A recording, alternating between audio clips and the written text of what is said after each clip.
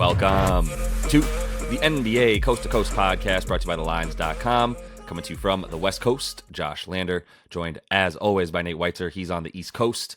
And we are looking at Friday with a nice slate here after just 2 games on Thursday, whereas Nate and I are recording this on Thursday evening as the Bucks and Pacers game is coming down to the end here. And we are already 4-0 on the night, Nate. We got the first half over, got Indy winning at the half as well. Giannis over 6.5 points in the first quarter, and Giannis over 44.5 points in rebounds and assists combined. He currently has 50 points in this game. So we hit that with his points, but we did take the points, rebounds, and assists on it. So we're looking at another 4-0 there. We got 4 more bets in that Hawks game as well.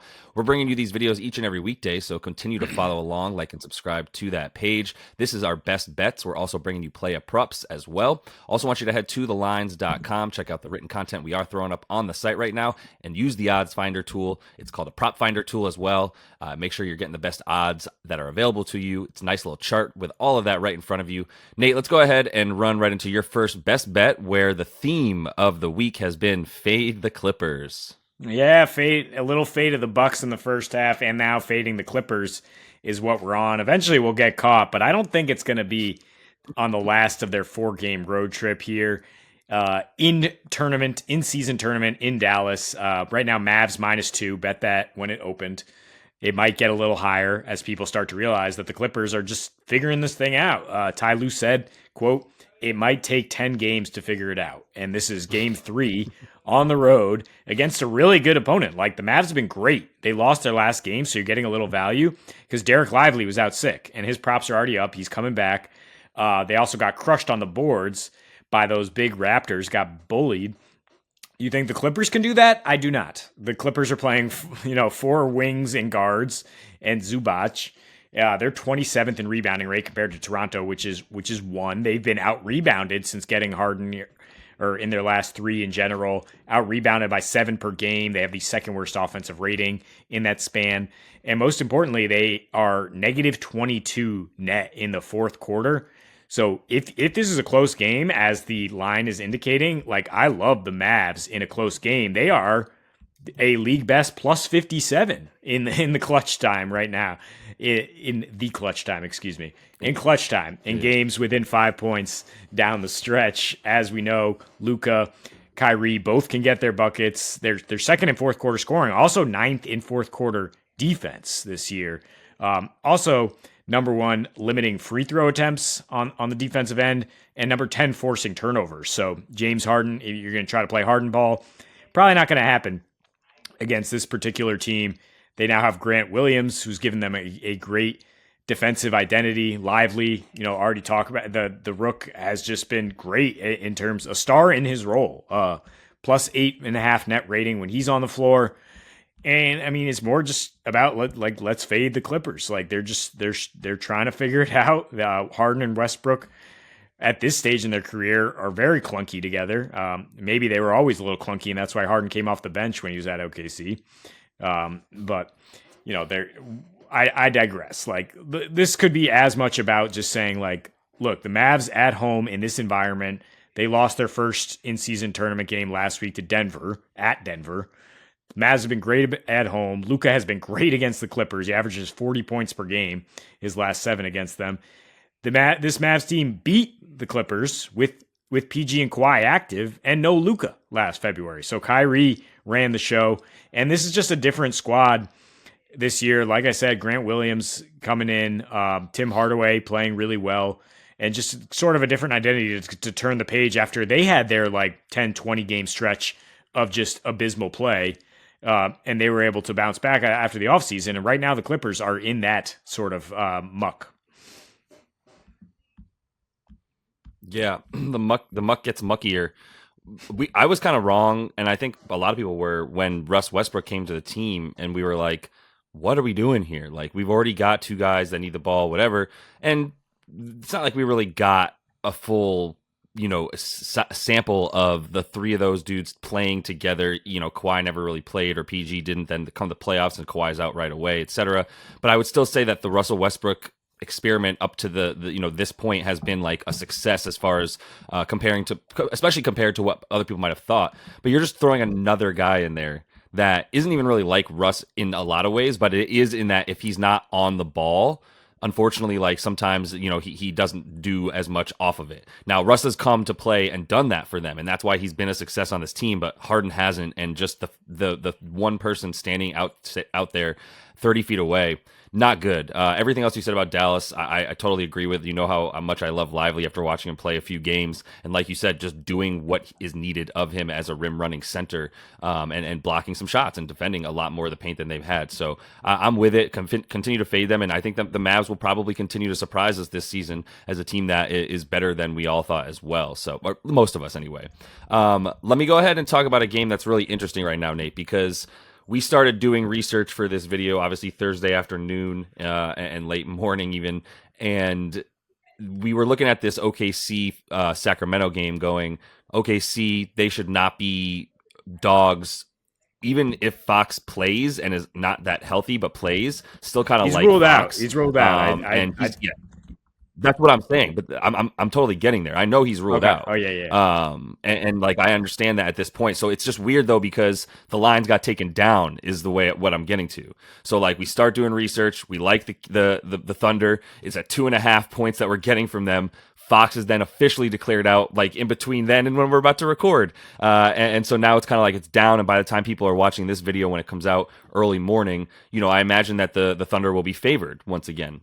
I'll still take them. I can't imagine that they'll go from +2.5 to much more than like -2.5, -3.5. I think that line was still holding from going too far in the Kings' favor because everyone loves them as home at home, especially where they light the beam and everything. It's just, it is such a crazy different team without De'Aaron Fox. So even when you see this, I'm playing this up to like -2.5, -3.5 for the Thunder. This has legit blowout potential in a game where the Kings have gotten blown out by teams that are not as good as the Thunder, who should be taken a lot more seriously. With and without Fox, just really quick, because the sample size keeps adding. Like in the 4 games without him, they're 1-3 against the spread and straight up because they pulled it out in overtime against those pesky Portland Trailblazers.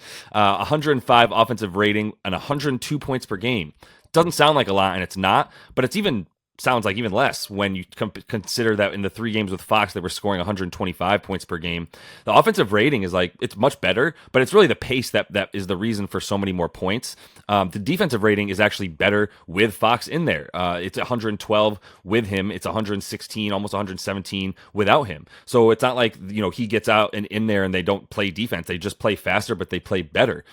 He's the engine that makes everything happen. Their games average 246 with him.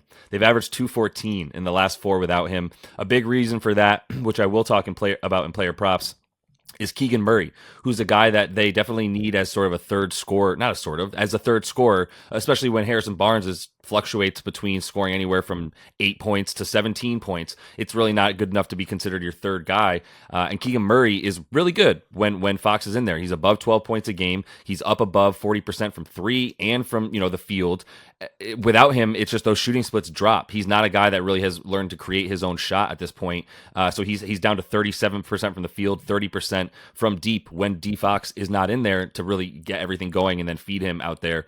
That's why also Sacramento has gone down to the third worst 3-point shooting percentage over their last 4 games. And that's not good for a team that shoots the third highest percentage of their shots from deep. Like they only really have one MO on offense that they've decided is going to be what it is. And right now they're playing a lot of Davion Mitchell, and I believe Keon Ellis, I can't remember which Keon it was because I'm not really familiar with him, but he was in there as well, and he actually might be out. So we're going to see more Mitchell. Monk hasn't been it this season so far. I believe he tweeted out, "I don't give a shit about y'all's parlays," was a tweet that he put out, which, to be fair, good for you. You shouldn't care, Malik. But it was just like he was clearly getting it all over the place because he wasn't putting up points or stats or anything. So we need to start respecting OKC. They've done wonderful things on the road since last season and into this season, winning their first 2 this season on the road, and last year being one of the best teams against the spread on the road as well. So let's go with the Thunder in this one. Yeah, absolutely. I mean, you look at the Kings; they've only played a few home games thus far, and they did have a great home court advantage last year. And you say, well, they're pretty good. They beat the Lakers on a back-to-back after an overtime or in overtime, and then they beat the pesky Blazers, as you pointed. So it's not really the same level of competition. OKC is a team that you would expect to like actually do really well in this type of in-season tournament. They might not be ready for like the big thing, but this is exactly what they are, right? They're like a junior light contender that's gonna, maybe actually win this thing because they have the talent. They have a in-season tournament MVP, if you will, in SGA, and it'll be interesting to see how far they can go in this thing. The Celtics are playing their first tournament game here. They host the Nets. They are 10-point favorites with the Nets, pretty depleted by injuries. No Cam Thomas, still no Claxton. Ben Simmons is questionable. Cam Johnson might be returning. But to me, I would rather just take the Celtics to score here. So I believe the team total is going to be 118 for them based on the spread in total. And I would play them up to 120. I think they'll be able to score a lot against this Nets team. Coming back home after 2 road games against really good defenses, Minnesota and Philly. They come back home where they averaged 120.5 last season, and now they are just like buzzing offensively. Still a wagon. I mean, they averaged 137 in their 2 blowouts against, the shorthanded Pacers and the Wizards, who everybody's dropping that much against. But that's what they've done so far this season at the Garden. And they dropped 119 against the Heat. Which is a team that tries to slow it down. The Nets are not slowing things down, really. I mean, they're playing at a 101 pace on the road. Their 4 road games have averaged 230. In the fourth quarter of those roadies, they put up 132 per 100 possessions and given up 126. And this includes matchups against the Heat and those Bulls again, which of course were lower scoring.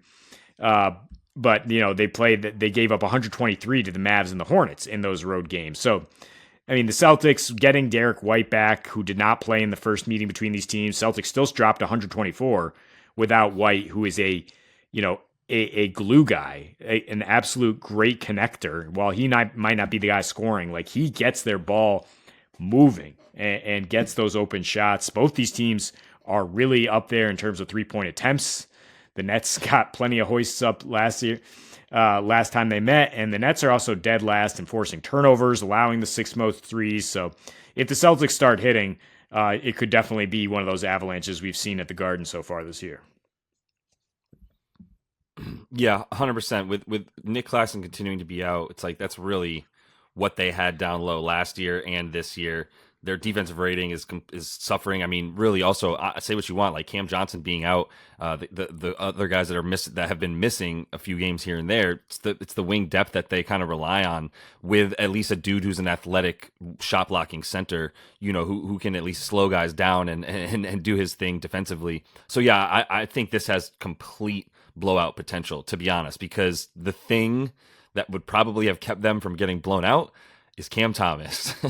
And Cam Thomas ain't playing. And it makes me smile to think about Cam. He's such a great chucker in a way, but like he's fun to watch. He's never seen an assist that he liked, I'll say that. But I think total blowout potential in this one. And I think that the Celtics are a pretty good bet. We've seen that spread rise, right? All the way up to 10.5 where it sits right now as we record. Opened at 9. I do think that's pretty solid movement in the first few hours. So I'm gonna finish everything off here, Nate, with a game that I really like. I don't think you're going to see the number I'm about to throw out there when you see this video, because it's 231.5 in a game between the Jazz and the Memphis Grizzlies.